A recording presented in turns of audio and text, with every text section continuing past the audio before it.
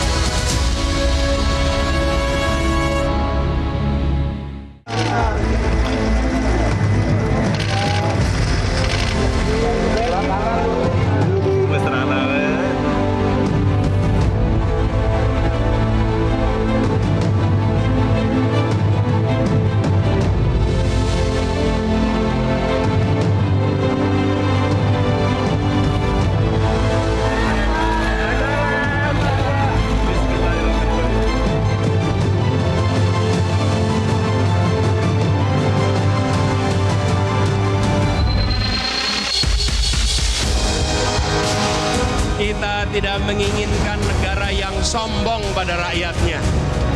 Kita tidak menginginkan negara yang pelit dengan rakyatnya.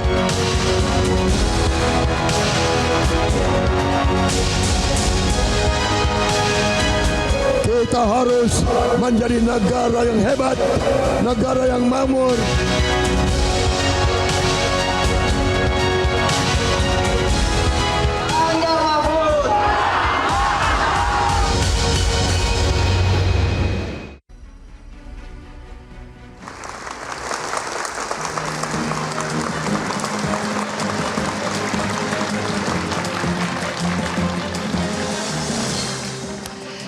Pemirsa, hari ini Indonesia telah memilih pemimpin negeri. Hasil hitung cepat menunjukkan pasangan Prabowo Subianto dan Gibran Raka Buming Raka memperoleh suara di atas 50%. Apakah rakyat telah menjatuhkan pilihannya secara demokratis? Apakah hasil hitung cepat bisa menjadi tolak ukur pemilihan presiden hanya berlangsung satu putaran? Dan bagaimana pula peta politik nasional pasca pemilihan umum 2024? Inilah kontroversi spesial Indonesia Memilih bersama saya, Zilvia Iskandar.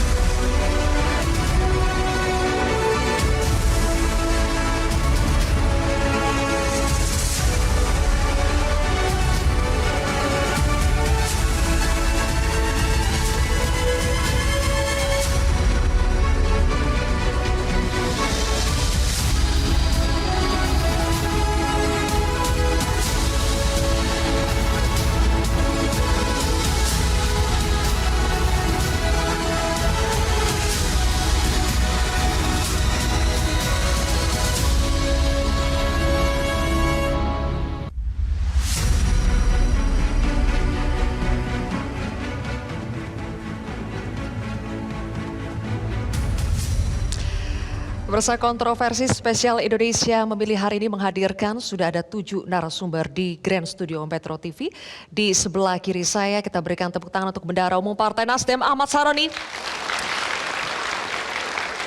Selanjutnya juru bicara Prabowo Subianto Daniel Ansar Simanjuntak. Kemudian selanjutnya juga ada Wakil Ketua Umum Partai Golkar Erwin Aksa. Ketua DPP PKS Mardani Alisera. Di sebelah kanan saya kita berikan tepuk tangan untuk Direktur Eksekutif Poltreking Indonesia Hanta Yuda. Berikutnya ada CEO Polmark Indonesia EF Saifullah Fatah. Dan juga Direktur Eksekutif Parameter Politik Indonesia, Adi Praitno. Terima kasih Bapak-Bapak semuanya sudah hadir. Sampai juga kita pada hari ini. Saya mungkin harus tanya kepada yang sedang berbahagia terlebih dahulu di sini, Bang Dhanil Anzar. Berbeda dari tahun 2014 atau 2019, tidak ada sujud syukur, klaim kemenangan dari Prabowo Subianto. Yang ada justru pernyataan, jangan jumawa, kita tunggu dulu hasil resmi dari KPU. Kenapa? Pak Prabowo sujud syukur tadi di rumah Kertanegara di dalam sebelum tadi berangkat menuju JCC. Yang jelas tentu yang ingin kita sampaikan adalah terima kasih dengan sangat kepada rakyat Indonesia yang sudah bicara melalui suara-suaranya di TPS, dan suara rakyat Indonesia hari ini clear, jelas untuk kita semuanya, dan tentu Pak Prabowo menginginkan kita setelah berkompetisi dengan keras, dengan semangat, kemudian kembali bersatu, kembali bersama-sama membangun Indonesia yang lebih baik, lebih maju, dan lebih mempersatukan. Baik, sempat ada sinyal bahwa paslon nomor urut 1, Anies Mohaimin, ini akan memberikan perlawanan yang cukup kuat untuk Prabowo Subianto dan Prabowo Subianto dan Gibran Raka Buming Raka. Tapi dari hasil quick count hari ini, Bang Roni, ternyata 30% itu tidak sampai untuk Amin. Ada apa? Terima kasih ya, selamat malam semuanya. Tidak Kasih tepuk tangan dulu dong buat Bang Roni supaya lebih semangat hari ini ya. Tidak mengejutkan karena memang upaya memenangi satu putaran ini kan dari 2 bulan lalu sudah digaungkan. Tapi secara logika demokrasi yang ada kulturnya di Indonesia ini, kita tidak bisa melakukan atau memvonis seseorang itu kalah sebelum penetapan resmi KPU. Dan biasanya di Indonesia selalu dengan mengadakan quick count itu sudah menjadikan motor pemenangan yang kalau kena ada rekap KPU ya tidak terlalu selisih banyak. Tapi kita apresiasi masyarakat di Indonesia dan terima kasih karena semuanya ikut serta untuk proses pemilihan presiden ini. Tapi kita berharap ini menjadi tempat yang kiranya pemenangnya adalah tidak dinodai. Baik. Dengan proses yang sebelumnya kan banyak mungkin ada intimidasi dan terakhir dilaporin sana sini. Ini kan merasa kurang etis. Kalau akhirnya penyampaian untuk agar hal-hal yang memang kiranya diwaspadai, toh sekarang misalnya quick count-nya 02 misalnya memenangkan pertarungan yang saat ini sementara. Nah ini adalah bentuk di mana kepanikan dalam proses sebelum pencoblosan itu mestinya Bang Dhanil yang lapor-laporin itu harusnya udahlah jangan lapor-laporin lah, percuma saja. Laporan yang mana sih Bang Roni? Laporin tentang dirty vote, ngomong perubahan, Pak JK juga mau dilaporin. Nah ini sangat disayangin, sedangkan demokrasi secara terbuka dengan hasil sementara quick count sekarang ini kan jelas tidak ada efek walaupun kewaspadaan ataupun ada video yang menganggap kecurangan tapi tidak ada efek. Nah tapi kita lihat beberapa hari kemudian langkah selanjutnya ataukah ada hal-hal yang memang belum terungkap ke publik. Jadi laporan-laporan kepada pihak dari 01 kepada Pak JK mendingan dicabut aja toh hasil quick-count-nya sudah menang begitu ya. Tapi tunggu dulu ya, saya harus tanya dulu ke Mas Eep. Mas Eep, ada yang terkejut karena merasa ini di luar ekspektasi. Ada yang merasa dia tidak sesuai ekspektasi. Tapi bagi masyarakat, apakah ini adalah kemenangan buat rakyat atau justru ada yang beranggapan ini adalah kekalahan untuk akal sehat? Ya, jangan sholat maghrib di waktu zuhur. Jadi jangan tergesa-gesa. Pada hari ini ada 3 hal yang sedang diproses oleh semua rakyat. Yang pertama menerima hasil, yang kedua menelisik prosesnya, yang ketiga menentukan sikap konstitusional atas hasil itu. 3 hal ini sama pentingnya. Hasil itu ada 2 jenis, yang prediktif dan hasil sesungguhnya. Yang tersaji hari ini adalah prediksi atas hasil. Memang selama ini dengan metodologi yang terjaga, prediksi ini sejauh ini berhasil menggambarkan hasil sesungguhnya. Tapi tetap prediksi. Jadi jangan terlalu tergesa-gesa kemudian mengatakan rakyat sekarang sedang bersyukur atau bersedih atau apapun, karena 3 proses ini harus diberi waktu. Menerima hasil, baik yang prediktif maupun yang sesungguhnya, menelisik proses. Ini penting sekali, karena bagian penting dari pemilu itu adalah prosesnya. Jika kemudian ternyata prosesnya ditandai oleh banyak sekali pelanggaran, tidak boleh dibiarkan ketika pemilunya sudah selesai. Saya pribadi misalnya sebagai warga negara bersikukuh pada sikap saya bahwa proses pemilu kali ini sangat dicederai oleh antara lain misalnya praktek nepotisme yang luar biasa terang benderang yang dilakukan dan melibatkan Presiden Joko Widodo. Buat saya itu nggak bisa dibiarkan siapapun pemenangnya. Ini menelisik proses namanya. Lalu kemudian bersikap berdasarkan langkah-langkah yang disediakan jalur dan jalannya oleh konstitusi. Jadi menurut saya ini proses belum selesai. Baik. Tetapi yang terpenting menurut saya Mbak adalah bahwa bagi rakyat ini bukan titik start, ini bukan titik finish, tapi ini titik start. Bahwa yang terpenting adalah terus terjaga 5 tahun. Jadi penagih janji. Jangan kemudian tertidur lelap, lalu kemudian terkejut-kejut ketika pemilu berikutnya datang. Karena hasilnya tidak membuat harapan mereka tercapai, bertepuk sebelah tangan gitu. Jadi menurut saya itu yang penting. Baik, kita berikan tepuk tangan dulu.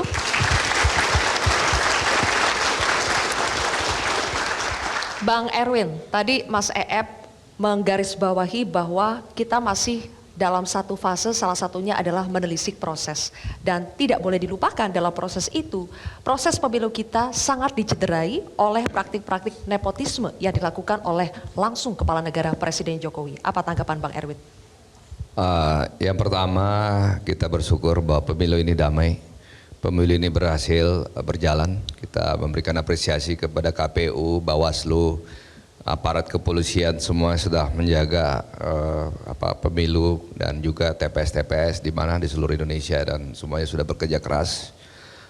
Bagi kami bahwa semuanya tentunya punya strategi, semuanya punya proses strategi dan bagaimana memenangkan pemilu ini. Ya masing-masing punya bagaimana caranya.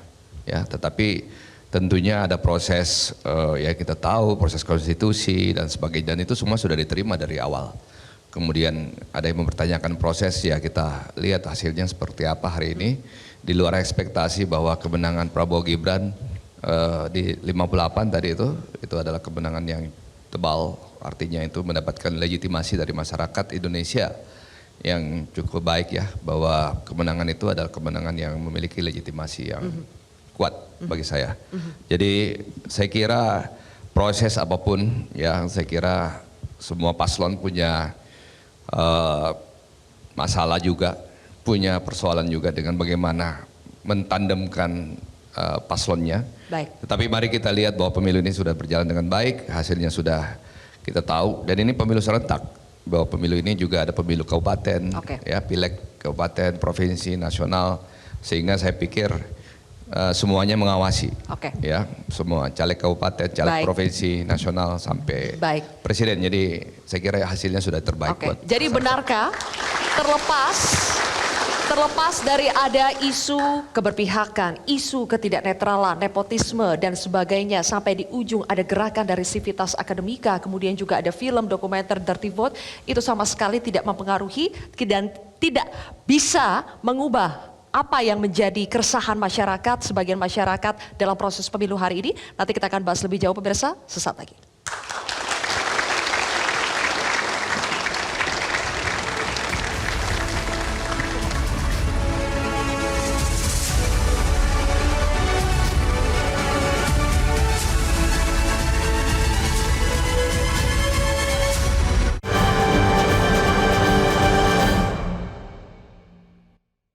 Dipersembahkan oleh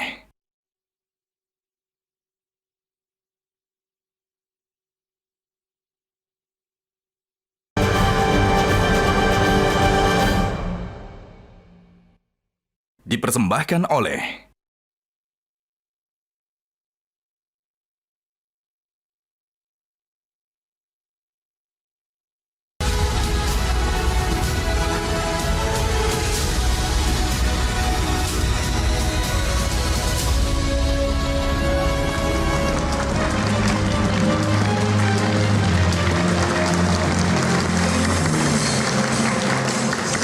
Baik pemirsa, kembali lagi di kontroversi spesial Indonesia Memilih. Bang Mardhani, terlepas dari berbagai isu negatif yang menyeliputi penyelenggaraan pemilu kali ini, toh ternyata pasangan yang diuntungkan dari semua praktik tersebut ternyata bisa unggul di hasil hitung cepat. Bagaimana pendapat dari PKS? Yang pertama mungkin perlu kita lihat big picture-nya. Ada 204 juta DPT kita dan petugas yang terlibat di TPS 820.000 kali 7 tambah di kelurahan total 8 juta petugas terlibat sekarang dan berjalan dengan aman. Buat saya itu disyukuri dulu. Yang pertama tanda bahwa demokrasi kita walaupun secara prosedural berjalan dengan baik. Yang kedua tentu keputusan resminya kita menunggu KPU karena Undang-Undang 7 2017 menyatakan perhitungan suara dilakukan secara manual dan KPU sedang menyelesaikan di TPS, nanti dibawa ke kecamatan, ke kota, pleno rekap terus sampai ke pusat, hampir 1 bulan. Yang ketiga, kita harus sangat menghargai apa suara rakyat, bahwa ada banyak catatan benar, ada banyak kontroversi benar, ada anak presiden yang maju benar. Tapi at the end suara rakyat bagaimanapun dengan sistem demokrasi yang ada harus kita lihat. Ketika KPU sudah memutuskan siapa pemenangnya, mungkin ada pasangan 1 kah atau pasangan 3 yang akan melakukan proses ke MK, monggo. Tapi apapun ketika sudah ditetapkan prosesnya selesai dan kita harus menatap ke depan. Dan yang saya terus terang, ini nanti Mas Hanta, Mas Saeb, ini keren banget 3 ada di sini semua ini. Saya lagi penasaran, gimana migrasi, jujur penasarannya, kebetulan nggak ada 03 di sini ya. Kalau ada 03 saya Kami sudah mengundang sebetulnya perwakilan dari 03, tapi tidak bisa datang. Dalam kenapa? Maksudnya menarik karena kami sih, target kami kan 35, mudah-mudahan 30 dapatnya. Kalau di quick count di 25-an. Sebetulnya kalau 03 dapat 25 atau 25 lebih atau baru deketan sama kita, itu bisa 2 putaran gitu. Tapi kalau ngelihat hasil quick count-nya, nyuwun sewu Mas Saeb, ini guru-guru kita semua dalam bab ini. Tapi memang sepemahaman saya ketika quick count dengan margin error yang kecil, tingkat akurasinya tinggi. Kalau survei kita masih bisa berdebat. Karena kalau Pilpres diadakan hari ini, misal 2 bulan lagi atau seminggu lagi, masih ada peluang perubahan. Tapi ketika quick count, selama kita melakukan quick count, 2014 saya ikut, di TV juga 2019, berarti selalunya benar. Sebentar, yang paling membingungkan buat Anda adalah sebetulnya kenapa 03 suaranya sangat kecil, begitu? Iya, harusnya ada perlawanan yang jauh lebih tangguh. Kami dengan Nasdem, PKB, PKS, angkanya tidak terlalu jauh dari gabungan partai ini, dari gabungan kita bertiga gitu loh. Tetapi teman sebelah, bukan teman ya, 03 lah gitu. Itu harapan kami memberikan perlawanan yang lebih tajam. Nah tentu ini menjadi menarik karena dari beberapa yang kami dapat, di Jawa Tengah kalah, di Bali kalah, di beberapa tempat kalah. Ini menarik untuk melihat bagaimana figur Pak Jokowi ternyata bisa mengalahkan sebuah institusi yang besar. Nah buat saya ini menarik. Bisa juga ini tanda bahwa demokrasi kita belum beranjak menjadi dewasa. Tapi sebelum kita membahas apakah faktor Pak Jokowi sebegitu besar ya, tapi intinya apakah PKS sudah pasrah dengan hasil ini? Melihat hasil quick count adalah patokan hasil real count nanti? Ada 2, yang namanya quick count punya metodologi yang kuat dan saya percaya. Tapi apakah ini sudah menjadi keputusan? Tentu institusi nanti akan membuat keputusan. Dan institusi itu nanti melibatkan banyak pihak untuk bermusyawarah. Baik, pertanyaan yang sama Mas Adi, banyak memang yang terkejut mengapa suara Ganjar Mahfud itu ternyata jauh lebih kecil dari perkiraan. Benarkah efek Presiden Jokowi itu sudah lebih besar dibandingkan PDI Perjuangan?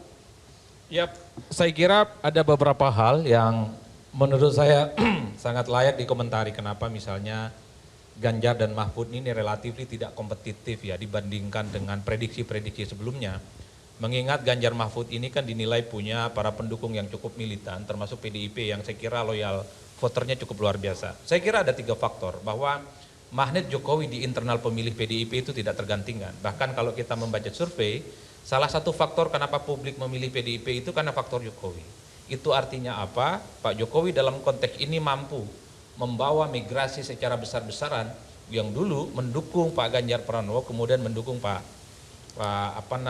Prabowo Subianto. Itu yang pertama. Yang kedua, saya melihat memang perlawanan politik yang dilakukan oleh kawan-kawan PDIP itu tidak kelihatan 100% ya.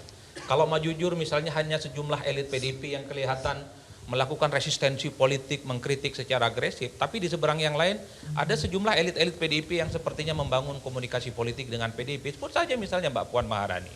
Ini kan sebenarnya bisa menjelaskan satu hal bahwa satu sisi dari segi kepartaian PDIP selamat secara umum, karena per hari ini misalnya PDIP tetap kuat dan signifikan, tapi persoalan Pilpres ternyata pemilih-pemilih Jokowi yang ada di PDIP juga tertarik mendukung Prabowo Subianto. Nah yang ketiga memang harus kita akui problem bansos yang saya kira ini menjadi menurut saya itu yang cukup populis ya, yang kemudian ini cukup mampu menginjeksi pemilih-pemilih kita di bawah.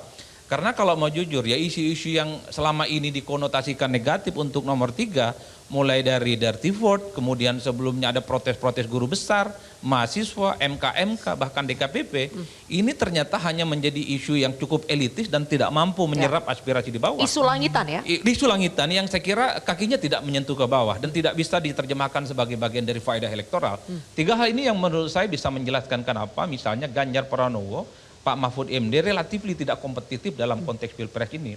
Saya di awal di forum ini juga mengatakan bahwa satu-satunya cara untuk menghalangi nomor 2 satu putaran adalah dengan cara Ganjar dan Mahfud suaranya naik minimal di atas 22%. Tapi nomor 2 juga membaca sepertinya kunci untuk menang satu putaran adalah menggembosi suaranya Pak Ganjar dan Pak Mahfud. Karena loyal voter, strong voter yang dimiliki oleh kubu Amin rasa-rasanya agak susah untuk pindah ke lain hati. Iman politik pemilih Amin ini susah untuk digoyang. Tapi beda dengan pendukungnya Pak Ganjar dan Pak Mahfud yang saya kira memiliki irisan secara diametral dengan Pak Jokowi. Oleh karena itu menurut saya inilah yang menurut berbagai temuan-temuan kami yang lakukan sehari 2 hari ini ada anomali. Kalau bicara Pilpres rasa-rasanya memang Ganjar dan Mahfud tidak kuat. Tapi ketika bicara tentang Pileg, bicara tentang suara partai, kok rasa-rasanya PDIP belum tergantikan per hari ini. Nah itu dia. Ini yang menurut saya ada hati dan pikiran pemilih-pemilih Pak Jokowi itu dalam tanda kutip memberikan toleransi kepada PDIP secara kepartaian.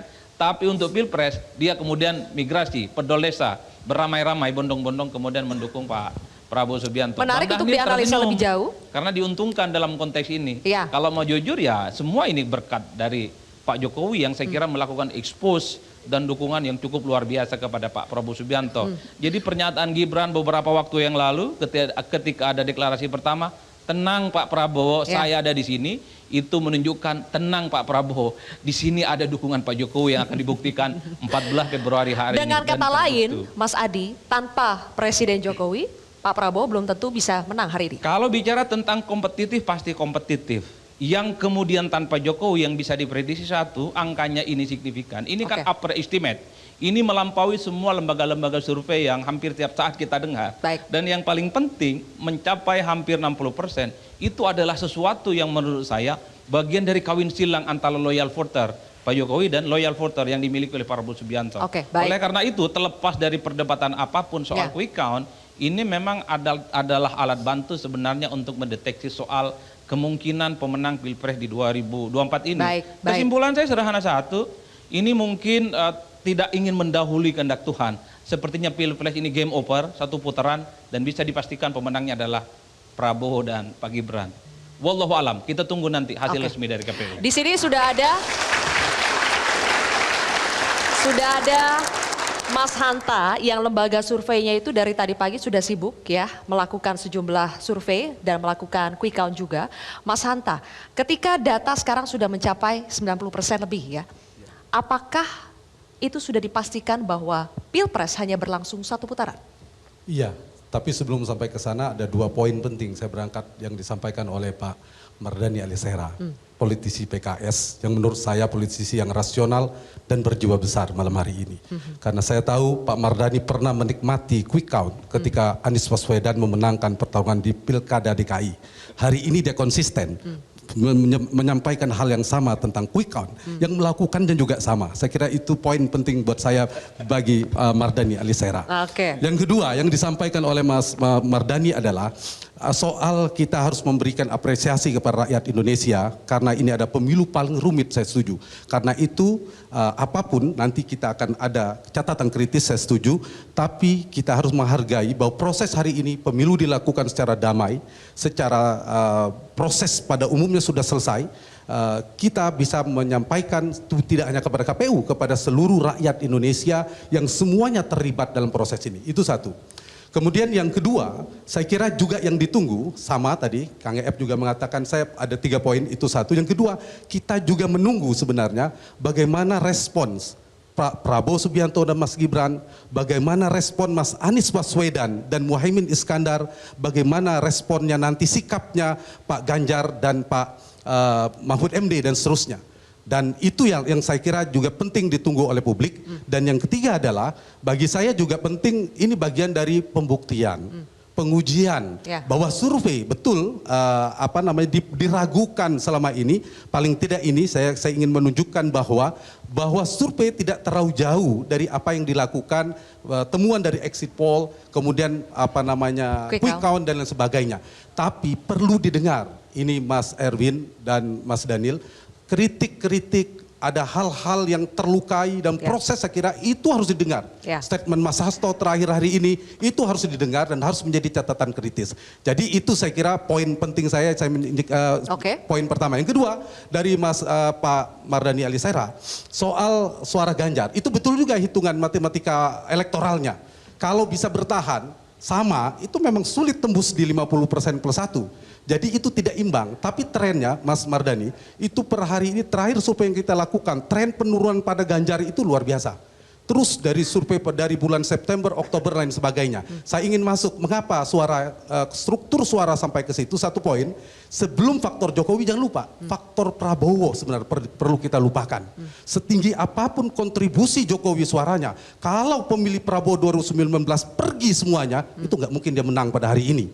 Data exit poll kami menunjukkan, suara Prabowo 2019 yang lalu, itu 66%, 67% pemilih Prabowo masih stay mendukung Prabowo. Sebagian besar ke Anies, tapi ada 66% masih memilih Prabowo. Artinya ada poin di sana. Ada transformasi penilaian orang tentang Prabowo Subianto, itu satu.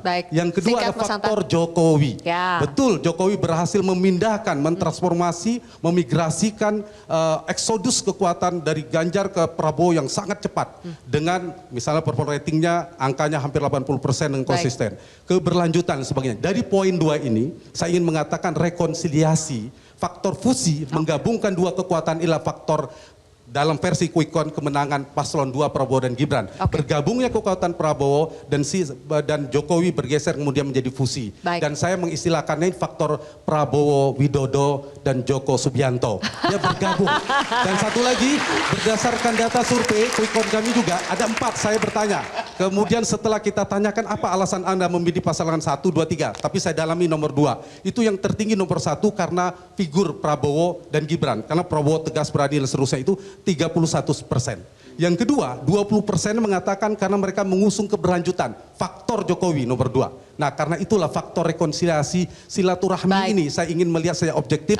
Memang silaturahmi itu Pak Ustadz Mardhani Alisera itu banyak berkahnya memang. Paling tidak mereka mendapatkan ketika mereka melakukan rekonsiliasi. Ini kedua, Mas Hanta, sebentar Mas Hanta. Kita harus jeda, tapi Mas Hanta sepertinya sudah memberikan umpan lambung. Ada kata-kata rekonsiliasi. Saya jadi ingin tanya ke Nasdem dan juga PKS. Apakah sudah memikirkan soal rekonsiliasi? Faktor program program makan gratis itu 10%. Itu aja saya ingin melengkapi 2 faktor yang lainnya. 2 faktor itu ya. Baik, nanti dijawab oleh Nasdem dan juga PKS. Kita harus jeda terlebih dahulu pemirsa. Kontroversi akan kembali sesaat lagi.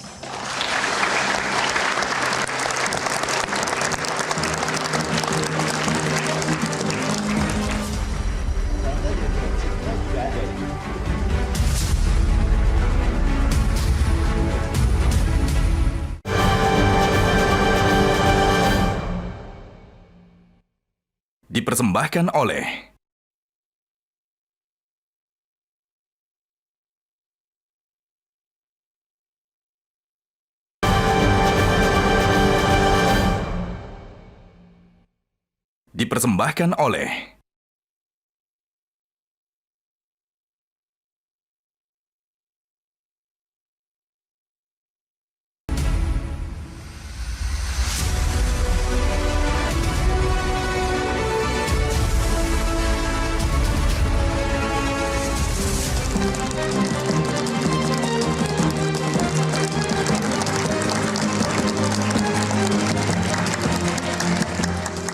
Baik, pemirsa, kembali lagi di kontroversi spesial Indonesia Memilih. Bang Roni, kata kunci rekonsiliasi.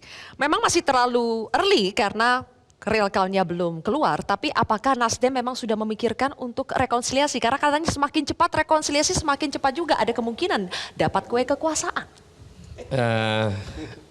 Politik itu dinamis banget. Jadi contoh Pak Prabowo 2019 nggak mau kalah, ribut, berantem, akhirnya barengan. Apalagi ini nggak ada ribut, kalem. Pasti dalam kontekstual rekonsiliasi ini bukan lagi rekonsiliasi, ini adalah lobby politik bersama.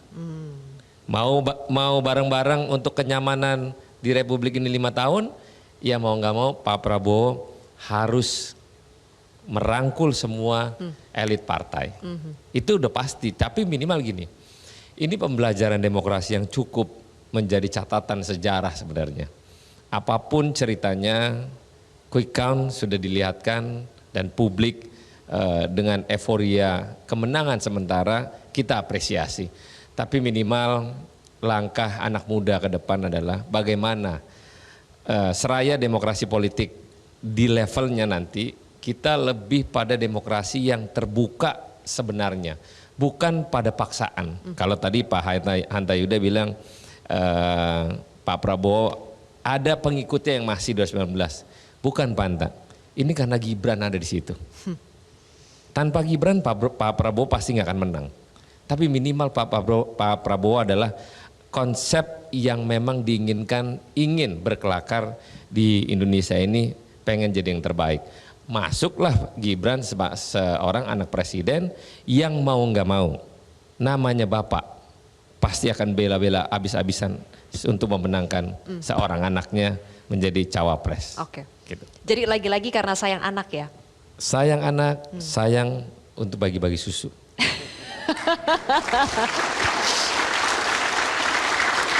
Oke, coba Bang Daniel dijawab dulu, karena dari tadi itu komentarnya adalah mayoritas tanpa Presiden Jokowi, Pak Prabowo tidak mungkin menang hari ini. Iya, ini adalah kerja super tim yang dibangun oleh Pak Prabowo. Itu adalah super tim. Tentu semuanya komplement, saling melengkapi.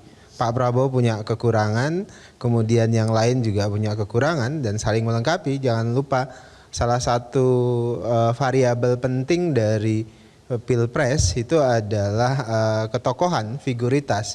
Di 02 itu ada Pak Prabowo sendiri, tentu itu menjadi episentrumnya. Kemudian ada Pak Jokowi sebut begitu, kemudian ada Pak SBY juga di situ, ada tokoh-tokoh yang lain. Jadi tentu ini komplement, saling melengkapi, sehingga ini jadi sangat kuat, jadi super tim. Itu pertama.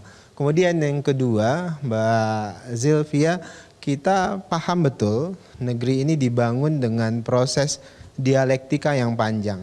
Pancasila itu kita rumuskan bersama-sama dengan proses dialektika yang luar biasa, yang berangkat dari keikhlasan para founding father kita.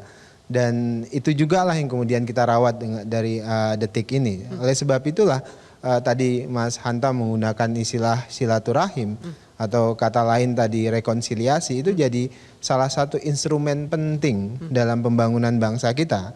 Karena konsep silaturahim itu dalam agama dua-duanya ikhlas.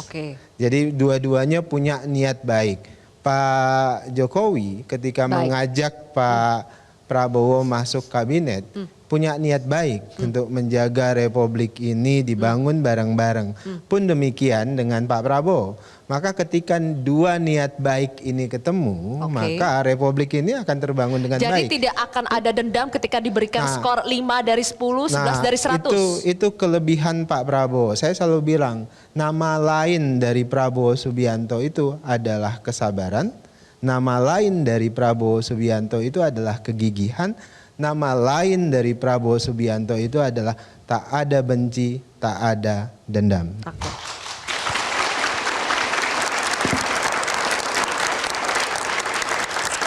Baik. Kalau sudah menang kayaknya sulit untuk tidak ada dendam ya. Sulit untuk dendam gitu karena sudah menang gitu ya. Tapi Oke. Kang Eep, tadi Bang Daniel menuturkan alasan kemenangan Prabowo adalah super team. Pertanyaan saya, is it super team atau super resources? Ada banyak sekali kekuatan negara yang mendorong Pak Prabowo untuk menang. Ya, superhero tepatnya. Namanya Joko Widodo. Begini, ada beberapa poin yang harus dituntut. Dan saya sebagai warga negara ingin menuntut itu. Yang pertama adalah janji KPU untuk menyegerakan penghitungan sesungguhnya yang real count penuhi. Kita tahu bahwa berulang-ulang internet KPU down dari kemarin dan hari ini.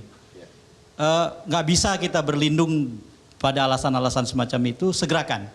Karena semestinya kalau dengan sistem yang sudah disampaikan oleh KPU, besok malam itu kita sudah bisa dapat real count yang lengkap itu. Kalau sistemnya memang berjalan. Ini hak rakyat dan itu informasi publik. Karena kalau semakin lama kenapa Kang Eep? Semakin lama real count dari KPU itu ada risiko apa? Resikonya adalah bahwa kita tidak bisa memverifikasi semua hasil itu secara detail.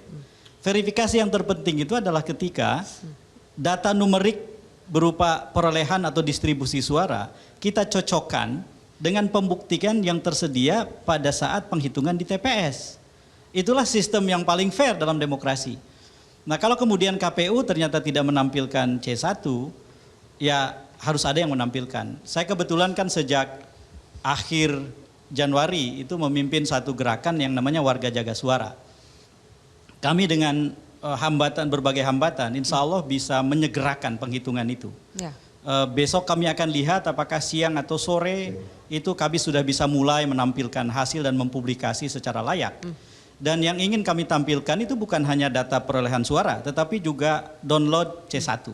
Ini ada tim di Warga Jaga Suara yang sedang bekerja untuk itu. Kemudian yang kedua, menurut saya pemilu 2024 ini berbeda dengan pemilu-pemilu presiden sebelumnya. Ini pemilu presiden yang keempat. Menurut hemat saya, salah satu perbedaannya adalah keterlibatan presiden itu luar biasa. Dan sebagai warga negara, saya tidak bisa membiarkan itu lewat begitu saja. Saya misalnya mengutip data dari Litbang Kompas misalnya ya, tentang berapa besaran berbagai kegiatan bantuan sosial yang dikeluarkan sepanjang 4 pemilu terakhir. Itu angkanya luar biasa. Pemilu tahun 2009 angkanya 17,7 triliun. 2014 naik jadi 78,3 triliun. 2019 naik jadi 194,76 triliun. Pemilu kali ini 560,36 triliun. Artinya? Menjelang pemilu dan selama pemilu. Artinya bantuan sosial menjadi instrumen yang akan berhimpitan dengan kerja elektoral. Kalau kemudian ini dibiarkan, ini akan menjadi sesuatu yang tidak sehat dalam demokrasi Indonesia. Ya lebih-lebih ada nepotisme sebelumnya dan seterusnya ya. Jadi menurut saya itu bukan tim yang besar ini superhero namanya Joko Widodo. Apalagi kemudian kalau kita bicara tentang mobilisasi aparatur yang sekarang jadi isu. Ya memang sekali lagi kita perlu waktu untuk menelisik proses itu. Dan saya kira banyak pihak yang bekerja untuk itu sekarang. Baik.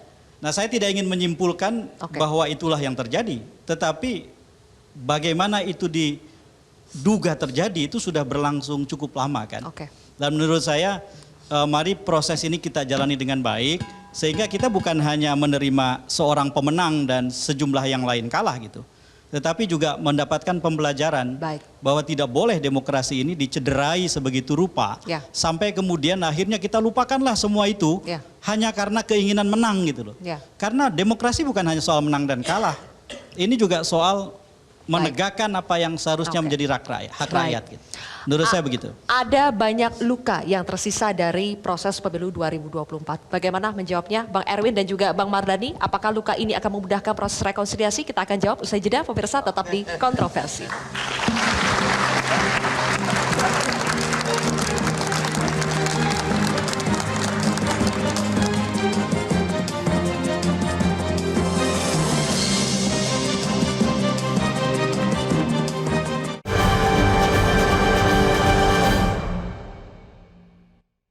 Dipersembahkan oleh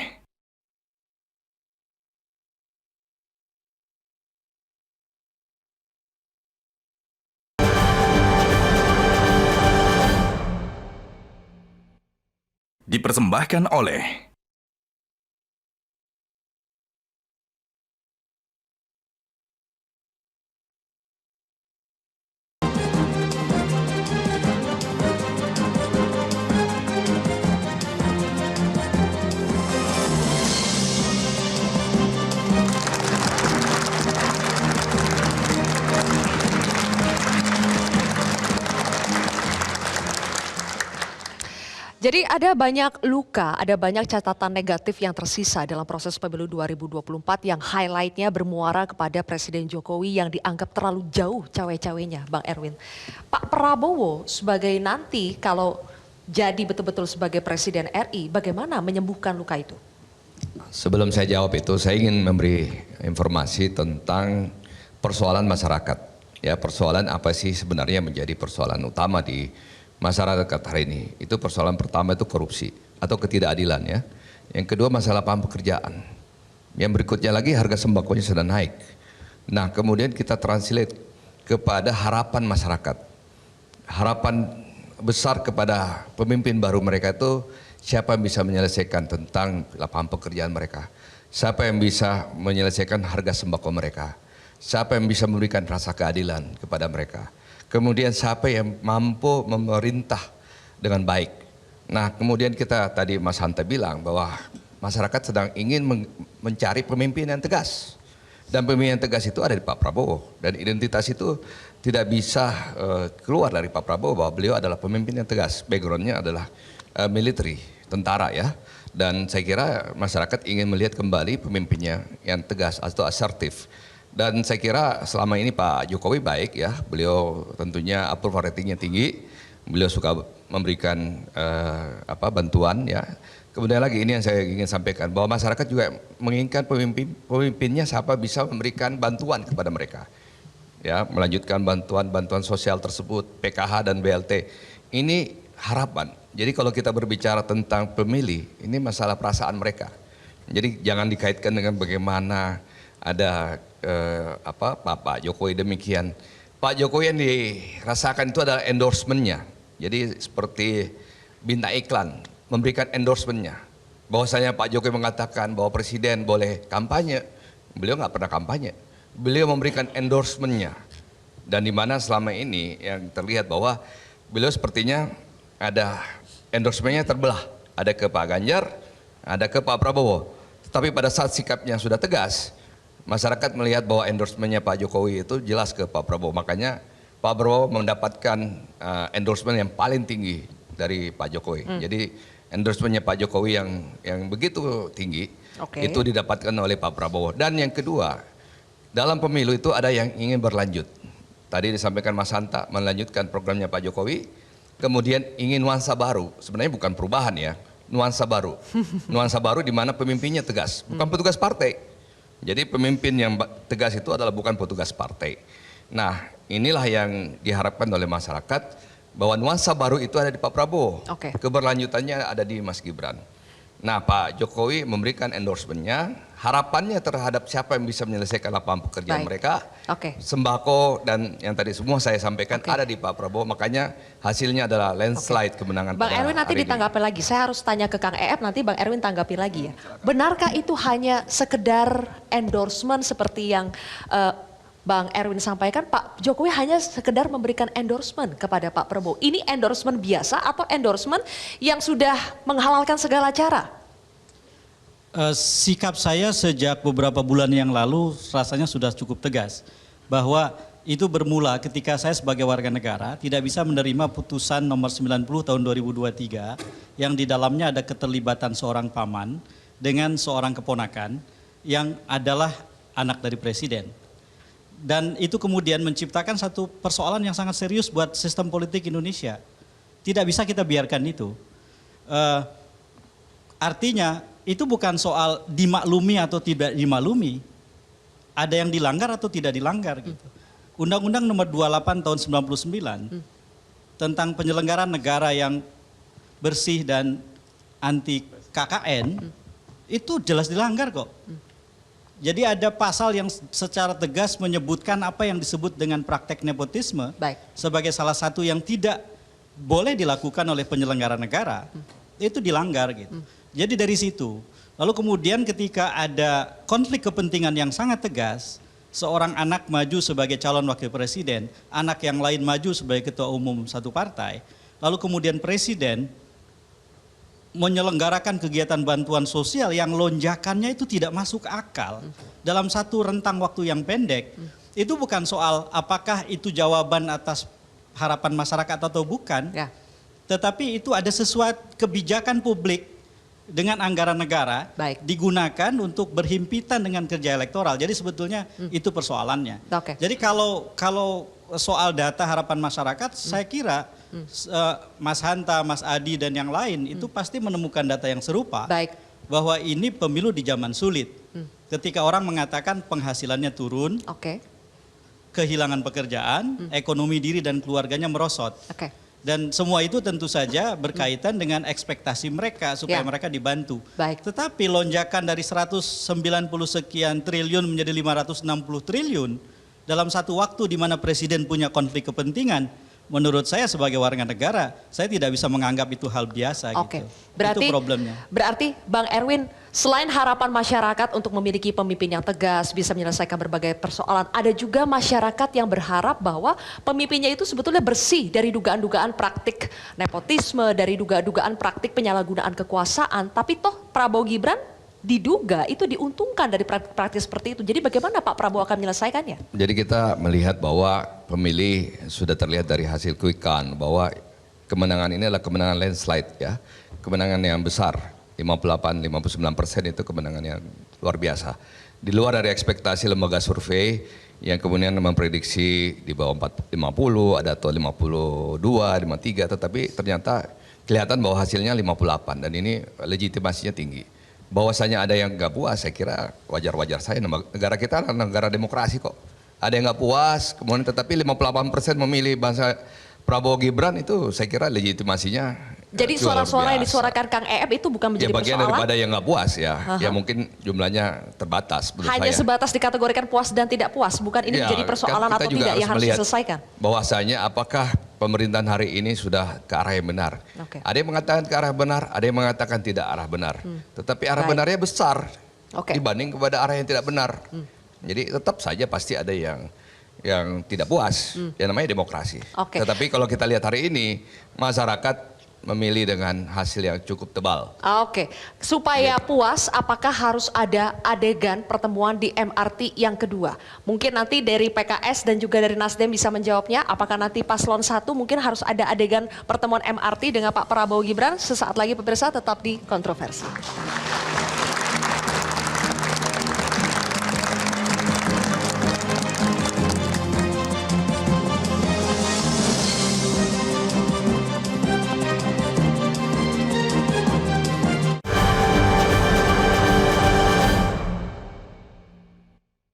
Dipersembahkan oleh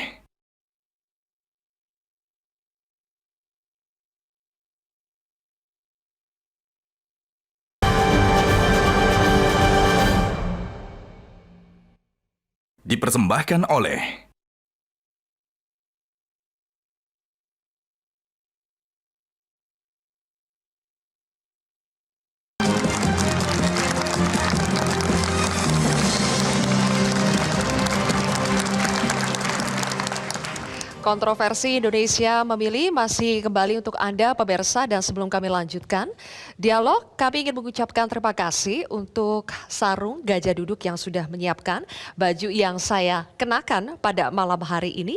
Sarung gajah duduk warisan Nusantara yang ada tulisan Arabnya. Oke, kita lanjutkan kembali ya. Bang Mardhani. Bang Mardhani. Kayaknya dapat sarung pulangnya nih. Insya Allah ya. Bang Mardhani, kita tadi bicara soal masih ada sejumlah catatan-catatan negatif yang mewarnai proses pemilu kita. Terutama adalah dugaan ketidaknetralan keberpihakan Presiden Jokowi. Apakah luka seperti itu akan sembuh dengan mudah kalau nanti akan ada ajakan rekonsiliasi? Misalnya Prabowo Gibran merangkul Anies Baswedan dengan Caimin masuk ke dalam koalisi. Yang pertama, saya melihat rekonsiliasi itu tidak bermakna bahwa 01 gabung dengan 02 atau 03 gabung dengan 03. Tidak. Rekonsiliasi bisa bermakna kita menyatakan bahwa pemenangnya si Fulan, dan saat yang sama kita menyatakan kita akan konsisten ada di luar pemerintahan.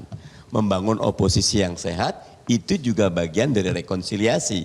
Jadi cepat selesai kontestasinya.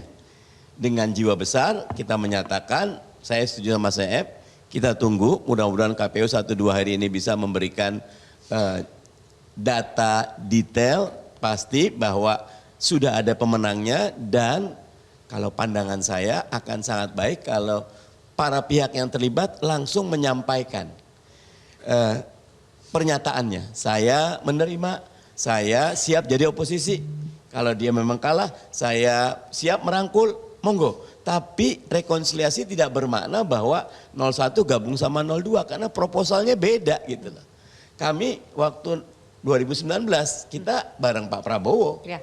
Ketika Pak Prabowo masuk itu haknya Prabowo. Ya. Tapi kami di PKS mengatakan kami tetap pada jalan oposisi. Karena proposal kami beda dengan proposal Pak Jokowi. Dan kami tidak membenci Pak Jokowi. Justru kami ingin kontrol Pak Jokowi agar tetap menjadi pelayan bagi masyarakat. Sama rekonsiliasi nanti akan buat saya tidak selesai. Kalau tiba-tiba 01, 02, 03 bergabung. Ya. Biarkan salah satu, katakan misal 02 pemenangnya. 01 dengan 03 jadi oposisi yang sehat. Itu juga bagian dari rekonsiliasi yang cerdas. Yang membuat masyarakat bisa kok kita berbeda. Tapi bisa kita memerankan peran dan fungsi kita masing-masing. Tidak mesti berada dalam satu perahu yang sama. Tidak harus, justru pandangan saya ketika tiba-tiba ada lompat seperti itu tidak sehat, tidak mendidik bagi publik. Banyak sekali yang kecewa, tapi kalau kita memerankan bahwa monggo Anda sebagai pemenang, kami akan menjadi oposan yang kritis dan konstruktif, itu sehat bagi demokrasi kita. Baik, kita berikan tepuk tangan. Bang Roni, yang kita dengar informasinya bahwa Ketua Umum Partai Nasdem, Bapak Surya Paloh, akan segera bertemu dengan Ketua Umum PDI Perjuangan Megawati Soekarno Putri. Ini bertemu untuk menyatukan kekuatan melawan kemenangan 02 atau apa Bang Roni? Tadi pagi Ketua Umum saya menyampaikan memang setelah nyoblos dan ditanya wartawan, apakah ada upaya untuk pertemuan silaturahim dengan Bu Mega. Dan Ketua Umum saya menjawab, ya namanya silaturahmi kan kapan aja. Tapi bukan berarti pertemuan itu pada hal yang terlalu serius menyikapi hasil Pilpres ini. Mungkin saja silaturahmi biasa. Tapi Ketua Umum saya orang yang sangat bijak dalam perspektif yang penting negara dalam kesatuan yang sekarang ada ini adalah kita pengen punya pemikiran yang sama. Dalam artian membangun bangsa ini tidak bisa dengan kaki kita sendiri. Harus bersama-sama. Tapi di sisi lain kebijakan daripada apa yang akan dilakukan Partai Nasdem adalah tunggu Ketua Umum saya bersikap. Apa yang akan dilakukan hanya beliaulah yang tahu. Tapi seyogianya Partai Nasdem selama 10 tahun ini bersama Pak Jokowi konsisten dalam menyikapi dan membangun pemerintahan ini dengan seksama. Meskipun DNA-nya sudah berubah Bang Roni, sekarang kan DNA dari Partai Nasdem itu perubahan, sementara yang sebelah adalah keberlanjutan. Nah, masalah tagline itu kan tagline-nya Pilpres. Kalau Pilpresnya sudah selesai, ya mungkin saja perubahan tetap sama kita memang karena kita menyongsong gerakan perubahan. Namanya juga tagline. Tapi iya, tapi dalam nuansa ini pasti semua akan jadi olok-mengolok, itu pasti biasa. Dan mudah-mudahan pertemuannya tidak seperti waktu Pak Prabowo ketemu di MRT misalnya. Ya kali kita tempat makan yang enak dikit lah. Tanjung Priuk. Oke, kita berikan tepuk tangan dulu Bang Roni. Mas Adi, mungkin kalau kita bicara rekonsiliasi dan juga luka, yang paling mungkin terluka dan sulit untuk merajut rekonsiliasi diduga itu adalah PDI Perjuangan. Benarkah demikian Mas Adi, menurut Anda akan sulit buat PDI Perjuangan untuk kembali bergabung dengan barisan Presiden Jokowi? Ya, saya kira kalau kita menggunakan logika sederhana, rasa-rasanya agak sulit sebenarnya bagi PDIP ini akan melakukan rekonsiliasi dengan Prabowo dan Gibran. Karena faktor Gibran tentu saja. Karena kalau kita melihat kecenderungan secara umum, agresivitas dan kritik kawan-kawan PDIP ini kan sangat sedikit sebenarnya kepada Prabowo Subianto. Justru kritik dan agresivitasnya itu lebih banyak ditujukan kepada Pak Jokowi. Soal MK, soal bagaimana misalnya mobilisasi aparatus kekuasaan politik dan seterusnya. Jadi selama ada faktor Gibran mungkin ini akan menjadi psychological barrier yang agak sulit sebenarnya untuk bisa diterjemahkan sebagai bagian untuk melakukan rekonsiliasi ya. Itu satu kubu yang kemudian bisa kita lihat. Tapi pada saat yang bersamaan ketika melihat kedekatan antara Jokowi misalnya dengan Puan Maharani, rasa-rasanya ada cahaya di ujung terowongan. Bahwa kesempatan itu masih mungkin bisa terwujud tentang kemungkinan rekonsiliasi. Tapi per hari ini selama ketua umum mereka adalah Megawati Soekarno Putri, rasa-rasanya rekonsiliasi dengan Prabowo karena ada faktor Gibran di situ menurut saya agak sulit untuk bisa dibayangkan. Selanjutnya menurut saya terkait dengan rekonsiliasi politik ya. Dari dulu kita selalu bicara tentang rekonsiliasi, kerjasama politik dan politik gotong royong sejak SBY pertama kali jadi presiden 2004. Ini adalah era di mana Pilpres dilaksanakan secara langsung. Saat itu saya selalu mengatakan di kampus dan diskusi-diskusi, pemilu adalah ajang reward and punishment. Yang kalah itu harus dipaksa dan dihukum harus menjadi oposisi. Biarkan dia berjalan di tempat yang sunyi. Biarkan dia tidak jadi menteri. Biarkan dia tidak punya akses terhadap kekuasaan politik. Yang menang harus berkuasa. Kita uji apakah keikhlasan berkawan itu bisa mesra dan bisa hangat kalau dia tidak bisa menjadi bagian dari pemerintah. Bisa tidak Nasdem, bisa tidak PKS, bisa tidak PKB, hangat dengan Prabowo, hangat dengan Gibran. Kalau dia tidak menjadi dari kekuasaan politik pemerintah. Ini menjadi hangat karena jadi partner di pemerintah, karena dapat menteri. Ya. Coba bisa dibayangkan. Ya. Semua yang kalah di pemilu, mereka tidak punya akses terhadap kekuasaan. Saya tidak membayangkan bahwa rasa kohesivitas mereka itu bisa dirajut atas nama kebangsaan dan terusnya. Ini kan yang membuat kenapa pemilu kita ini terkesan menurut saya agak sedikit main-main. Ya. Untuk apa kita berkelahi hampir setiap 5 tahun sekali? Kalau at the end of the day-nya yang kalah pun dirangkul. Kalau begini ya sweet aja lah pemilu ini, gantian gitu loh. Setiap 5 tahun sekali. Anak muda pasti suka. Karena apa? Setiap pilpres kita punya residu yang tidak bisa dihilangkan begitu saja. Efek pemilu 2019 soal politik identitas itu kuat di bawah sampai sekarang. Elit saling berangkulan, bisa ketemu di kereta api, bisa makan bakso bersama. Tapi di bawah residunya nggak bisa hilang sampai sekarang. Inilah yang saya kira harus ada semacam expose dan portofolio yang agak sedikit berbeda. Di 2024 rekonsiliasi nasional, kerjasama politik tak harus menjadi bagian dari kekuasaan politik. Inilah sebenarnya sedang diuji betul oleh kubu kita-kita yang melihat dari sini, supaya yang kalah itu biarkan dia berjalan di tempat yang sunyi. Biarkan dia tidak mendapatkan menteri, biarkan dia tidak mendapatkan kekuasaan. Supaya kalau ada pemilu itu ada serius-seriusnya. Problemnya seringkali pemilu itu ada poros-poros politik tujuannya hanya satu, kotel efek.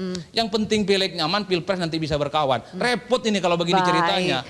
Apa jadinya? Seakan-akan pemilu ya hanya sebatas distribusi kekuasaan, sekeras apapun persaingan politik. Zilvia yang ingin saya katakan, kalau bicara tentang soal bagaimana kemungkinan rekonsiliasi, saya kira semua partai politik yang kalah pemilu nanti di 2024, anggap saja nomor 2 menang, ini memiliki korespondensi historis satu sama yang lain bisa berkoalisi.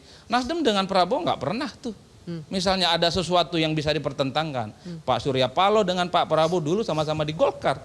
Apalagi misalnya PKB, kita tahu punya irisan politik yang cukup kuat. PKS apalagi 2 kali dukung Prabowo Subianto. Sekarang aja nggak beruntung. 2 kali dukung dan kalah. Sekarang nggak dukung, kemungkinan kalah. Tapi kan PKS punya konsistensi di oposisi. Betul. Makanya harus diingat itu. Sekalipun diajak berkoalisi sama Bang Dhanil, jangan mau Pak Ustadz. Oke, kita kasih tepuk tangan dulu dong. Jangan mau. Dan kita sudah buktikan itu. Jangan Mas mau. Hanta. Dan Bang Dhanil, jangan coba goda-goda yang lain. Jangan. Jangan. Supaya pemilu itu ada gunanya. Iya, terima kasih. Nanti kita akan mengukur lebih jauh bagaimana peta politik nasional pasca pemilu 2024 ini. Mas Hanta, nanti kita akan tanya pendapatnya. Termasuk kami juga ingin memperkenalkan ada narasumber yang baru bergabung, Ketua DPP Partai Hanura, Servasius S. Manik. Boleh kita berikan tepuk tangan? Nanti juga akan bergabung Wakil Ketua Umum dari PKB, dan kita ucapkan terima kasih kepada Bendahara Umum Partai Nasdem, Bang Sahroni, yang harus segera meninggalkan forum ini karena masih ada agenda berikutnya. Tapi terima kasih Bang Roni atas kehadirannya. Pemirsa, kontroversi spesial Indonesia Memilih masih akan kembali sesaat lagi.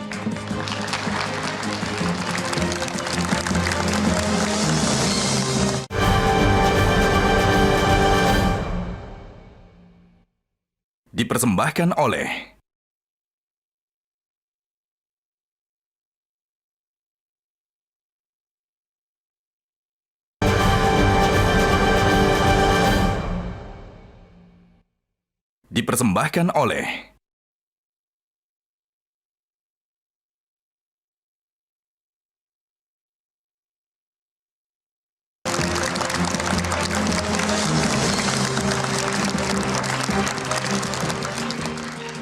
Pemirsa, kembali lagi di kontroversi spesial Indonesia Memilih. Kita sudah kehadiran Wakil Ketua Umum PKB, Gus Jazilul Fawait. Boleh kita berikan tepuk tangan? Mas Hanta, sebentar ya, saya ke Gus Jazilul dulu. Pengen tahu keadaan kabar Gus Imin bagaimana setelah melihat hasil quick count. Gus Jazilul boleh digunakan mic-nya? Ya, Gus Imin dan PKB baik-baik saja. Yang jelas memang ada gangguan dari quick count, tapi bukan berarti itu kekalahan. Hanya gangguan psikologi saja, karena kita menunggu nanti pada tahap akhir. Saya lihat begini, quick count apapun namanya, survei, exit poll, quick count itu perangkat ilmiah lah kira-kira untuk membaca keadaan, tapi belum tentu itu hasil akhir. Nah, oleh sebab itu kami sedang menunggu. Memang kalau kita lihat peta, katakanlah koalisi 03, itu kan semestinya linear dengan suara koalisinya. Kira-kira 25%. Tapi turunlah dia turun 6% lah kira-kira.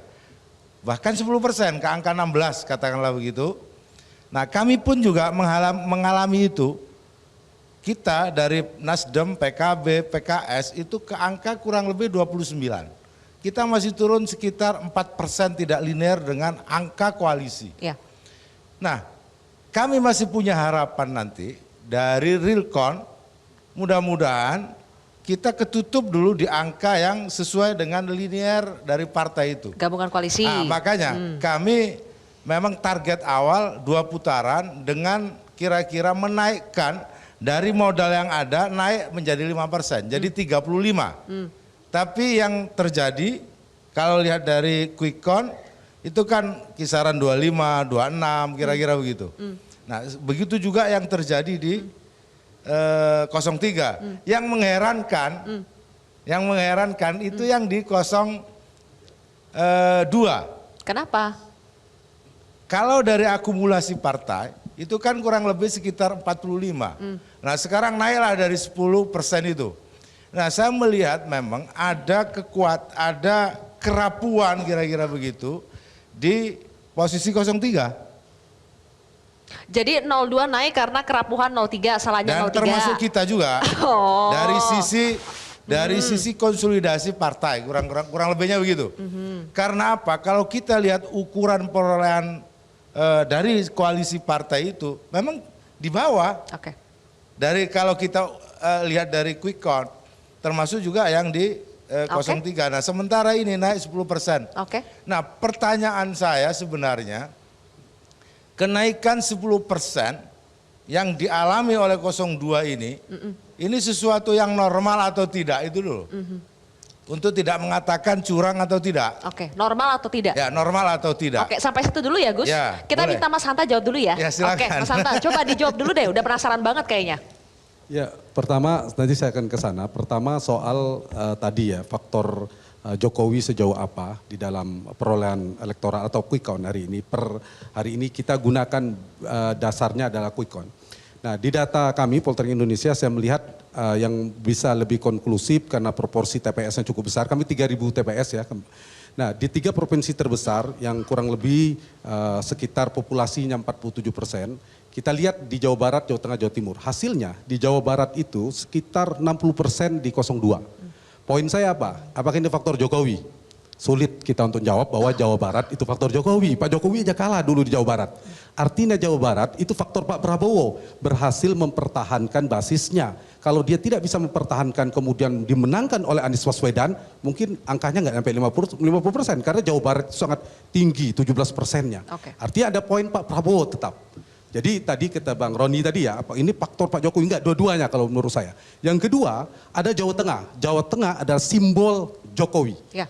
Apakah bisa membayangkan Prabowo menang di Jawa Tengah tanpa Pak Jokowi? Sulit kita membayangkan malam hari ini, saya tidak mungkin. Kecil sekali kemungkinannya. Nah itulah faktor Jokowi. Kenapa faktor Jokowi? Satu, approval ratingnya, tingkat kepuasannya relatif stabil. Yang kedua karena ada Jokowi Junior, Mas Gibran, wakilnya Pak Prabowo. Nah itulah menyebabkan faktor Pak Jokowi tadi itu di faktor yang kedua. Nah yang ketiga, provinsi besar yang ketiga ada Jawa Timur. Inilah simbol rekonsiliasi tadi. Fusi, bahasa saya mungkin bukan rekonsiliasi. Fusi, penggabungan dua kekuatan besar. Istilah saya mungkin tidak berlebihan mengatakan ada dua raksasa politik elektoral. 10 tahun terakhir yang sangat kuat, 2014-2019, Jokowi dan Prabowo Subianto. Dan mereka bersatu. Di Jawa Timur itu menunjukkan kekuatan itu. Karena itu faktor yang ingin saya tegak. Ya, poin yang saya katakan ada faktor Prabowo, dua hal tadi. Dengan transformasi figur Pak Prabowo. Kemudian ada tadi figur tegas dan sebagainya. Jokowi dari sisi Gibran dan tingkat kepuasan. Karena itu faktornya faktor Prabowo, Widodo dan faktor Joko Subianto. Itu poin saya. Ditambahlah ada soal makan gratis, gimmick dan sebagainya. Yang kedua, saya ingin jawab pertanyaan Zilvia tadi dan menarik tadi Gus Jazilul juga, peta kekuatan politik setelah ini. Memang ada fenomena sudah terbaca di survei soal split ticket voting, di mana tidak linearnya pilihan seorang pemilih dengan pilpres dan partainya. Misalnya, saya rilis survei Jawa Timur seminggu yang lalu, menangnya PKB. Tapi partainya PKB, tadi cek Gus akurat apa enggak PKB menang Jawa Timur. Kemudian tapi pilpresnya 60% di survei kami yang dipublish itu adalah Prabowo Gibran. Dan temuannya memang PKB separuh pemilihnya ke Prabowo dan separuhnya ke Anies. Jadi ada split memang. Dia partainya orang Jawa Timur ya, yang NU itu dia partainya PKB, pilihan ke Prabowo. Tentu kita kalau bisa Jawa Timur banyak variabel. Nah itu satu fenomenanya. Yang kedua, saya ingin bicara dari sisi relasi ke depan ya. Kita harus lihat ke depan. Memang betul kalau dihitung berdasarkan quick count Pileg Poltreking dan mungkin lembaga lain, saya sudah masuk hampir 80% Pilegnya, itu benar 45% gabungan Gerindra, Partai Demokrat dan PAN itu kalau digabung 15%. Gerindra dan Golkar itu sekitar 30%. Kalau digabung 45%. Nah dari gambaran ini sudah jelas sekali 02 pasti sudah dipastikan akan merayu, mengajak untuk membuat cukup kekuatan di parlemen. Karena akan sulit ya. Dan saya ingat 5 tahun yang lalu saya pernah memprediksi. Masih ada di media hari ini banyak yang mencemooh. Termasuk saya bilang yang akan gabung di pemerintahan satu Gerindra. Yang kedua Partai Amanat Nasional. Bayangkan pada saat itu di Gerindra. Hari ini saya ingin prediksi lagi nih. Siapa? Nah saya ingin prediksi lagi. Kemungkinannya. Dua partai yang paling strategis dan seksi akan diajak. Yang sedang dalam pemerintahan. Partainya Pak Jazilul, PKB. Dan kedua partainya Pak Roni tadi. Partai Nasdem. Dua PKB ini paling Nasdem. seksi akan diajak. Nanti kita lihat kuat apa enggak menahan godaan ini. Dua partai ini. Kalau PD Perjuangan tergantung Ibu Mega. Nah yang satu lagi PKS. Kalau berdasarkan Pak Jokowi sulit. Tapi betul PKS beda. Pak Prabowo dan Pak Prabowo pernah bilang PKS itu bukan koalisi, sekutunya. Jadi ada peluang juga Ustadz Mardhani akan gabung. Jadi kalau poinnya, gitu yang oposisi siapa? iya, makanya jangan sampai seperti Pak SBY ujung-ujungnya hanya PD Perjuangan di luar. Padahal PDIP juga ada kemungkinan. Saya pada posisi untuk kepentingan rakyat dan demokrasi sama mulianya berada di dalam pemerintahan maupun di luar pemerintahan. Dan sama-sama dapat berkah politik itunya. Jadi harus kuat, parlemen harus kuat, dijawab pemerintahan harus kuat. godaan-godaan itu apakah betul ya Nasdem dan juga dari PKB, apalagi PKS bisa tergoda untuk masuk ke dalam koalisi. Tapi yang lebih penting digali juga adalah kenapa, ada apa dengan suara 03 itu yang belum terjawab. Oleh karena itu sudah ada Pak Servasius nanti yang akan kami minta untuk menjawabnya. Tapi kita jeda terlebih dahulu pemirsa, kontroversi akan kembali sesaat lagi.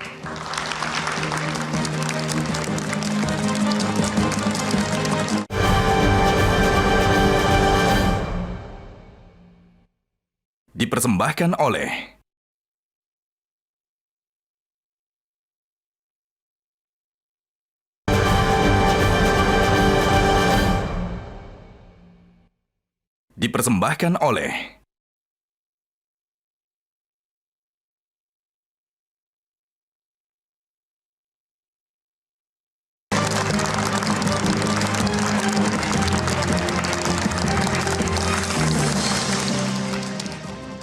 Salah satu yang menjadi hal yang di luar ekspektasi publik adalah suara dari paslon 03 Ganjar Mahfud yang dinilai kenapa terlalu rendah. Bahkan menurut hasil quick count itu tidak mencapai 20%. Sudah ada perwakilan dari koalisi Ganjar Mahfud di sini dari Partai Hanura, Pak Servasius. Apa yang terjadi Pak dengan suara Ganjar Mahfud? Baik, sebelum kami menjawab itu, pertama kita harus mengedukasi publik, jangan hanya quick count yang kita tonjolkan, tidak edukatif untuk demokrasi. Bahwa saat ini calon terpilih baru bisa dikatakan terpilih bila mana secara yuridis formal sudah ada penetapan KPU. Sehingga edukatif. Mulai tadi sore sampai dengan sekarang itu seakan-akan sudah ada calon definitif, sudah ada presiden definitif. Belum ada. Baru ada presiden quick count. Yang kedua, bahwa setiap paslon pasti punya data masing-masing. Kami punya data yang mana apa yang ditonjolkan dalam quick count itu berbedanya 360 derajat. Meskipun secara keilmiahan itu bisa dibenarkan karena tidak masuk akal, basis Pak Ganjar, basis PDI di Jawa bisa dikalahkan oleh 02. Tentu semua itu sementara kami himpun sebagai dasar hukum untuk melakukan langkah-langkah hukum. Sehingga meskipun ada presiden yang terpilih katakanlah 02, tetapi kita mau mengedukasi publik bahwa demokrasi kita hari ini tidak berada pada demokrasi yang kualitatif. Sehingga pertanyaannya kenapa turun? Itu manajemen kerja politik paslon 3 sangat memadai. Tetapi faktor-faktor non-manajerial, non-teknis tentu kami tidak ada dalam kekuasaan dan dengan Pak Kiai Gus tentu kami mengalami hal yang sama. Karena itu kita harus mengatakan kepada publik bahwa kalau ada presiden definitif yang ditetapkan oleh KPU melalui real count, tetapi kita harus mengawas bahwa demokrasi kita hari ini tingkat kualitasnya di bawah grade pasca reformasi. Yang mana reformasi itu Pak Joko Widodo sendiri tidak terlibat di dalam proses reformasi. Dia adalah penikmat reformasi. Sehingga seharusnya dia punya tanggung jawab moral untuk meningkatkan kualitas demokrasi karena dia sudah menikmati. Yang ada hari ini tidak, terbalik. Sebaliknya? Sebaliknya. Oke, baik. Sebelum ke Kang EF ya, saya minta tanggapan dulu dari Bang Daniel atas pernyataan dari Bang Servasius ini. Yang terjadi hari ini justru demokrasi kita mengalami kemunduran, kebalikan bahkan jauh lebih buruk daripada tadi era Orde Baru. Silakan ditanggapi dulu Bang Daniel. Dan itu adalah kontribusi dari Presiden Jokowi yang cawe-cawe mendukung Prabowo Gibran. Iya, sebagai sebuah kritik itu perlu diperhatikan. Artinya sebagai negara demokrasi yang besar, banyak yang harus kita perbaiki. Itu benar sekali. Anda bayangkan Zil, raw material demokrasi kita, raw material demokrasi yang saya maksud itu adalah voters kita, itu rata-rata lama sekolahnya hanya 7,3 tahun. dan itu adalah PR jangka panjang yang harus kita lakukan, dan Pak Prabowo sadar betul terkait dengan PR itu. Makanya kenapa Anda perhatikan sebagian besar program Pak Prabowo adalah mendorong pendidikan yang lebih baik, kesehatan yang lebih baik. Kenapa? Karena itu semuanya terkait dengan upaya Pak Prabowo memperbaiki raw material demokrasi kita, yaitu manusianya. Kenapa? Karena yang menentukan kualitas demokrasi kita di masa depan itu adalah manusianya. Tadi yang saya sebutkan dengan istilah raw material demokrasi, itu pertama. Yang kedua, semua kritik yang masuk, dan itu juga sering disampaikan oleh Presiden Jokowi, kita dengar dan kita berusaha perbaiki apabila ada yang kurang. Tapi yang jelas apabila dibandingkan dengan proses demokratisasi di momentum-momentum lain, saya pikir saat ini demokrasi kita sangat terbuka dan semua masyarakat, semua elit bisa mengkritik tanpa khawatir kemudian dipenjarakan dan sebagainya. Nah, memang kondisi tantangan demokrasi kita pada saat ini kan agak berbeda karena zaman itu ternyata berubah dengan sangat cepat. Era sosial media, era internet, era banyak hal yang berubah dengan cepat, kemudian keterlibatan anak muda dan sebagainya, itu kemudian membuat sebutlah arsitektur demokrasi kita itu berubah. Antropologi demokrasi kita berarti kalau ikut disebut berubah. demokrasi kita berada di titik nadir, di tepi jurang, tidak sampai sejauh itu, Bang Daniel? Saya pikir kalau ada yang kurang perlu kita perbaiki, ya. Dan tapi tidak kita dalam kondisi sepakati. separah itu? Saya pikir nggak separah itu. Dan saya apabila kita bandingkan misalnya dengan negara-negara tetangga dan negara-negara besar lainnya, demokrasi Indonesia jauh lebih baik. Oke, Kang Ep, sebelum kita bicara soal rekonsiliasi ya, tolong ditanggapi dulu soal demokrasi yang menurut Bang Daniel tidak sampai seburuk yang dikatakan orang-orang kok kalau demokrasi kita berada di titik nadir, di tepi jurang, atau bahkan lebih buruk kualitasnya dari Orba. Diskusi akan panjang, saya pakai satu ukuran saja. Keterlibatan presiden dalam pemilu kali ini paling buruk sepanjang sejarah Pilpres. Menurut saya itu cukup definitif. Dilihat dari pertimbangan-pertimbangan atau variabel-variabel ilmu politik ya. Jadi kalau ngomong demokrasi kan ukurannya banyak tuh. Satu ukuran itu saja, menurut saya kita bisa simpulkan. Keterlibatan presiden dalam Pilpres kali ini paling buruk dibandingkan dengan semua Pilpres yang pernah kita jalani di masa reformasi. Itu satu hal. Saya ingin nanggapi soal tadi itu, soal kemungkinan rekonsiliasi tapi dalam bentuk pembentukan pemerintahan dengan melibatkan partai-partai yang kalah. Menjadi koalisi 01 dan 03 dalam Pilpres kemarin. Indonesia memang punya satu persoalan yang menurut hemat saya harus segera diatasi. Persoalannya itu adalah ada pemenang yang pasti ingin membangun koalisi besar. Karena ancaman yang sangat serius buat sistem demokrasi seperti di Indonesia itu mirip di Amerika Latin. Ini sebetulnya studi ilmiahnya Hanta Yuda nih. Di Amerika Latin dengan sistem presidensil dan banyak partai, ancaman buat pemenang yang tidak punya comfortable majority, mayoritas yang membuat dia leluasa memerintah, itu adalah institutional deadlock, jalan buntu institusional. Jadi parlemen mengunci presiden, lalu kemudian presiden tidak bisa seenaknya membuat keputusan dikarenakan oposisi dan resistensi parlemen sangat kuat gitu. Nah ini situasi yang bisa mengancam pemerintahan Prabowo Gibran. Katakanlah kalau ternyata kemudian diputuskan menang ya. Karena kalau saya hitung dari satu quick count saja, quick count partai dan quick count Pilpres, gabungan antara Golkar, Gerindra, PAN, PBB, Demokrat, PSI, menurut satu quick count itu 45,1%. Sangat jauh dari kebutuhan bahkan simple majority. Dan jauh dari perolehan 57% yang diproyeksikan oleh quick count yang sama tentang Pilpresnya. Maka jelas pada pemenang nanti akan ada semacam kebutuhan untuk membesar sebesar mungkin. Dan itulah yang terjadi pada 2 periode Pak SBY dengan 70% lebih koalisi partai di parlemen dan itu yang terjadi pada Pak Jokowi. 70% lebih dalam pemerintahan yang pertama, bahkan 81% dalam pemerintahan yang kedua gitu. Tetapi ada soal lain sebetulnya. Karena partai-partai yang kalah di Indonesia juga tidak punya kebiasaan seperti PKS dan PDI Perjuangan atau Demokrat dalam periode yang kemarin gitu. kebiasaannya itu digambarkan seperti peribahasa. Jadi kalah itu yatim piatu, menang itu banyak orang tuanya gitu. Jadi banyak sekali orang yang mau berkumpul di sekitar pemenang itu. Ya. Kebiasaan partai untuk beroposisi menurut saya harus dibangun. Ya. Dan ini antara lain misalnya sekarang jadi tantangan partai seperti PKB, Ya. seperti Nasdem. Ya. Mereka harus mulai bangun tradisi oposisi di partai mereka. Apa arti pentingnya? Arti pentingnya adalah setelah kita melakukan pemilihan presiden secara langsung, ada satu data yang menurut saya sangat serius.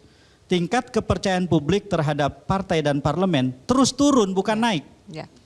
Kesimpulannya apa? Rakyat nggak merasa ada yang membersamai mereka ketika mereka bersikap kritis atau melawan kebijakan-kebijakan pemerintah yang tidak sejalan dengan ekspektasi mereka. Kenapa? Karena partai-partai berkumpul bersama pemerintah. Sehingga jalur formal, kanalisasi bagi aspirasi rakyat itu sempit. Nah menurut saya, kalau tradisi beroposisi pada partai-partai itu tumbuh sekarang, kita bisa membangun oposisi yang lebih kuat dalam pemerintahan yang sekarang. Dan ini kebutuhan sangat mendesak. Ya. Karena apa? Karena pemilunya dilahirkan oleh keterlibatan presiden yang paling buruk sepanjang sejarah pemilu presiden. Dan karena itu kemudian kritisme dan oposisi publik itu harus dibangun. Nah mereka harus ada yang membersamai. Ya. Siapa? Partai-partai yang punya tradisi baru dalam beroposisi menurut saya. Oke, kita berikan tepuk tangan.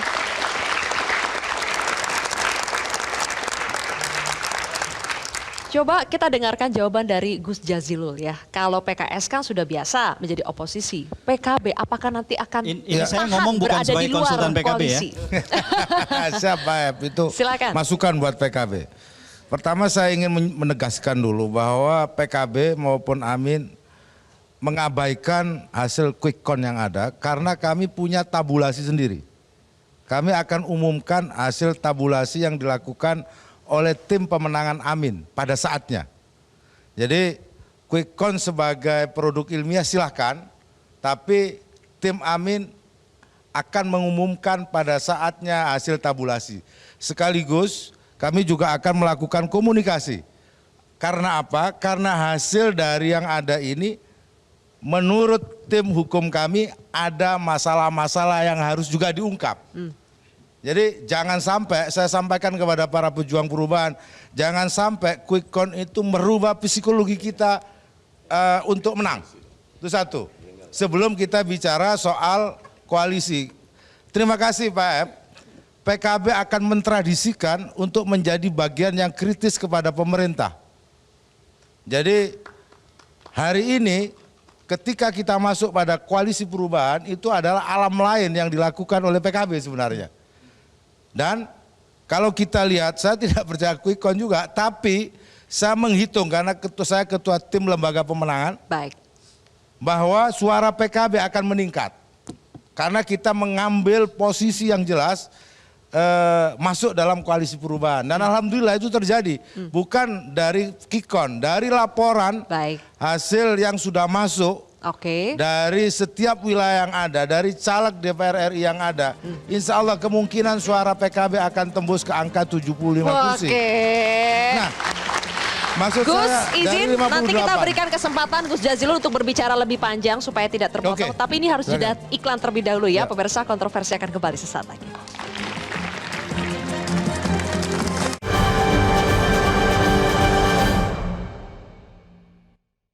Dipersembahkan oleh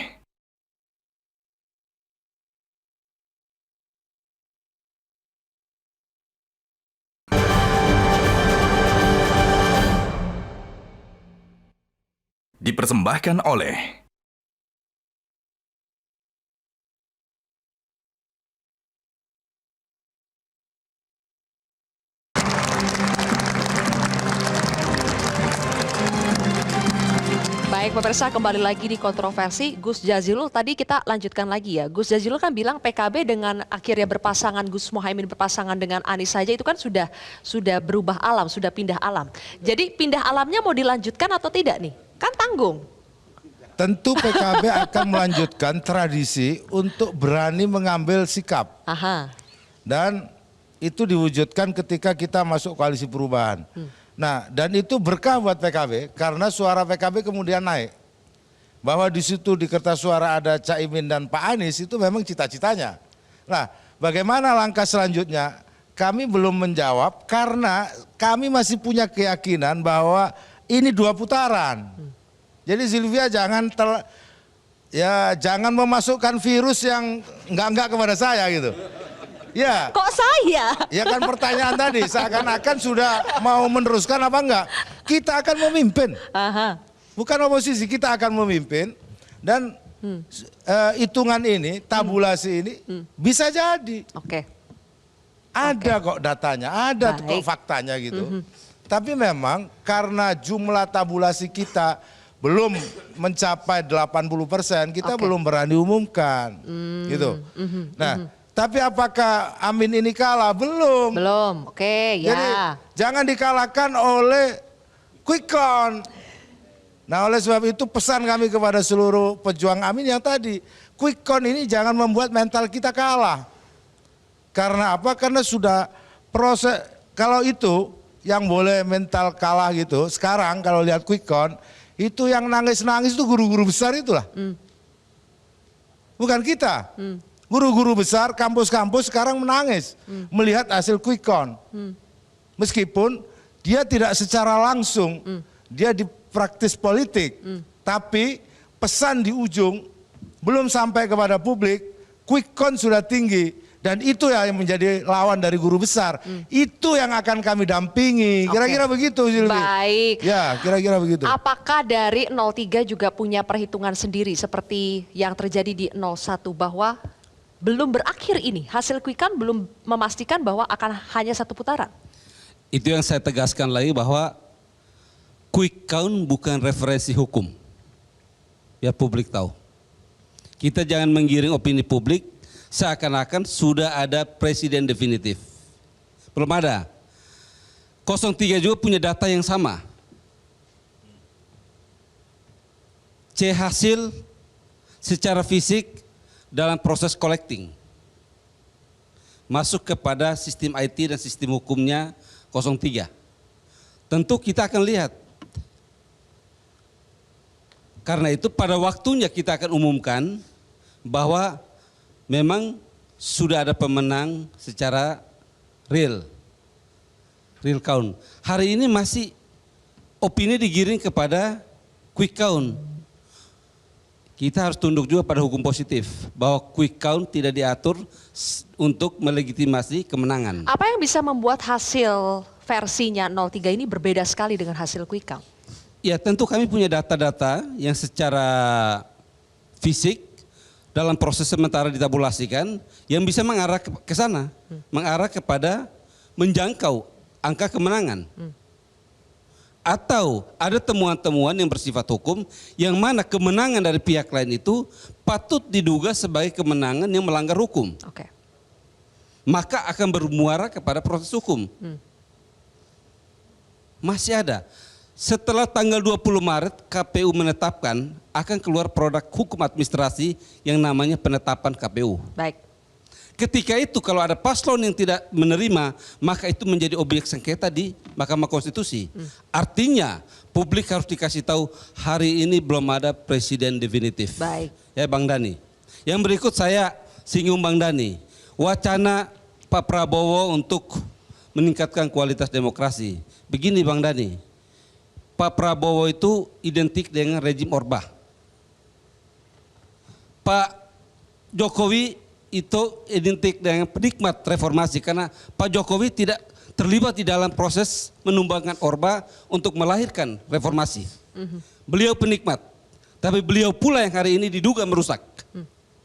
Karena itu kalau Bang Dhani mengatakan demikian, kita uji kalau memang ternyata real count-nya beliau diberi amanah untuk memimpin Republik ini. Baik. Terima kasih. Oke, kita berikan tepuk tangan dulu. Silakan nanti dijawab oleh Bang Daniel dan juga Bang Erwin Aksa karena Golkar juga salah satu bagian yang erat kaitannya dengan Orba. Nanti kita akan bahas lebih jauh. Hanura juga. Mungkin karena itu tahu cara menunjuk siapa yang Orba di sini ya. Kita harus jeda terlebih dahulu pemirsa, kontroversi akan kembali sesaat lagi.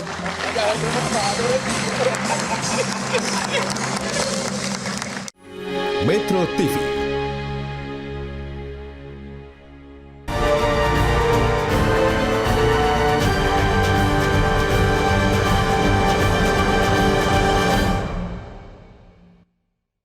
dipersembahkan oleh